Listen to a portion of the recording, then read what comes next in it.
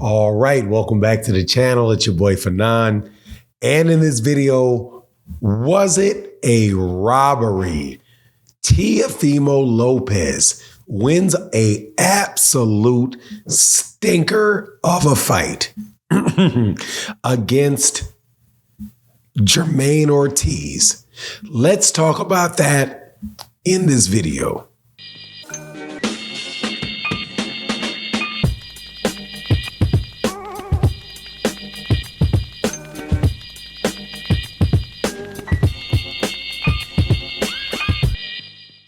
All right, welcome back to the channel. It's your boy Fanan. And in this video, we're going to cover what took place in the Teofimo Lopez versus Jarmaine Taylor fight.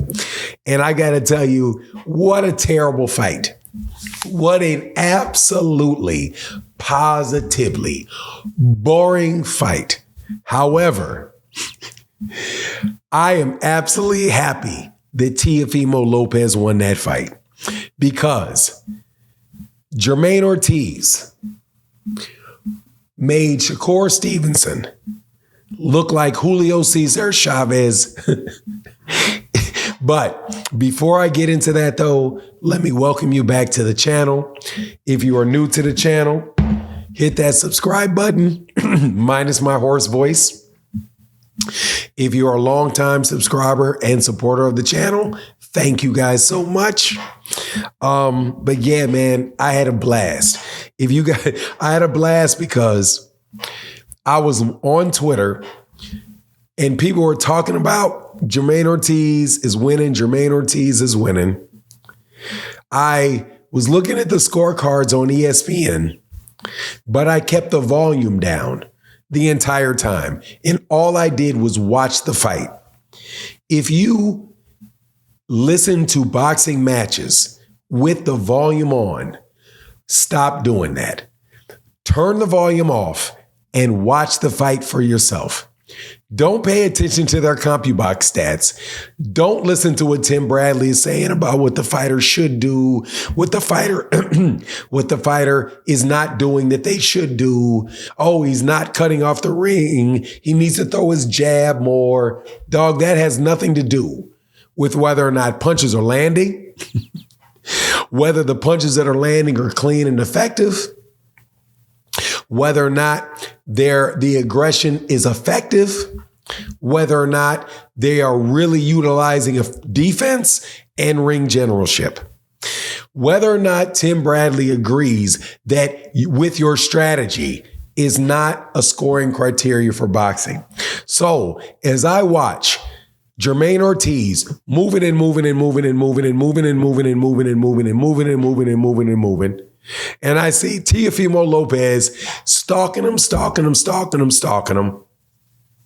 I think to myself, the pressure's on Teofimo Lopez to win the fight.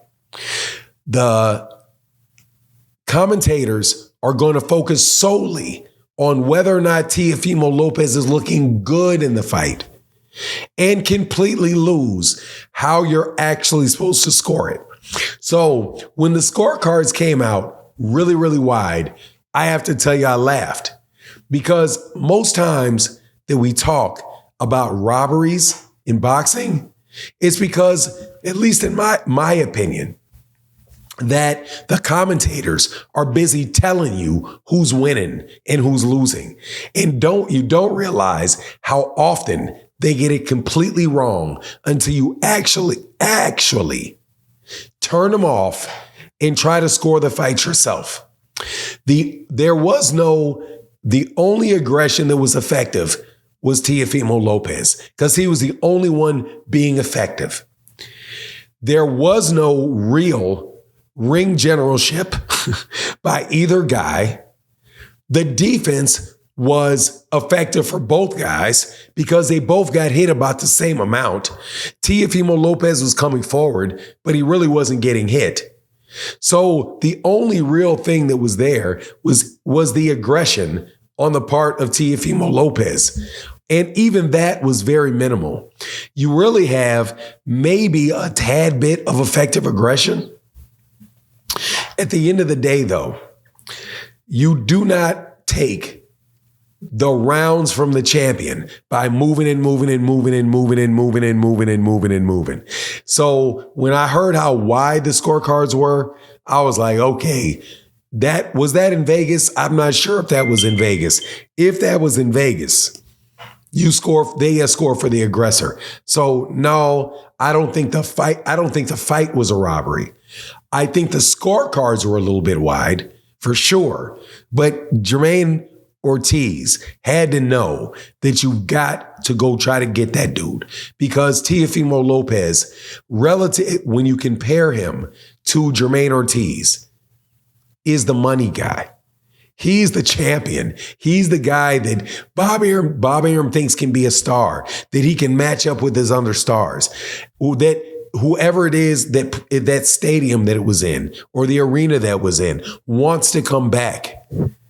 You're not going to skate around the ring all that time trying to play like that and get a decision. Now, Shakur, that was the other way around, where Shakur was the guy that was in Teo's position fighting for that vacant belt so he could move around and around and around. But the decision didn't go to Edwin De Los Santos, because Edwin De Los Santos was not the guy that the WBC is going to be getting the purses off of, the big purse percentages off of. He's not the person that is going to have fans want to show up to the stadium and want to watch on a Thursday night or a Friday night or whatever. So I was completely unsurprised when the scorecards were so wide, even though Teofimo, without a doubt, did not look good in that fight. But I will continue to say this, just like with Jarmaine Ennis, just like actually Edwin De Los Santos and now Teofimo Lopez, but more specifically with Jarmaine Ennis.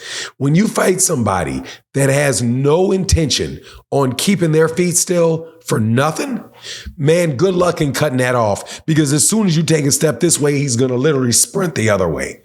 It was a bad fight from Teofimo Lopez because he had a bad opponent in Jarmaine Ortiz, who did not come to win. He came to shoe shine and do a Katie Taylor and figure that they could like just do it in a way that was not truly substantive.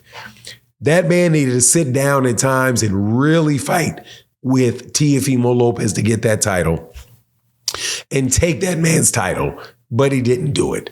And that's on Jarmaine Ortiz. I'm sure Jarmaine Ortiz is going to say that he was robbed, that he thinks he won and all of that. But look, man, you're really going to have to go get that.